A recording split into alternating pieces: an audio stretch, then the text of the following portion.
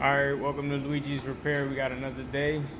It's supposed to be a blizzard outside. I got this 5.7 Dodge Ram. Looks like to be leaking from the water pump.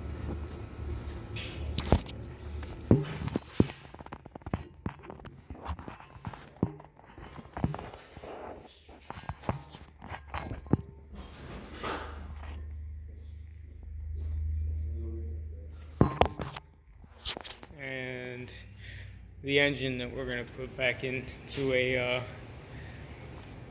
11 F-150. This is a newer used engine that we got for it, and we're gonna drop that baby in there and try to see how far we get into it and see what this blizzard's looking like.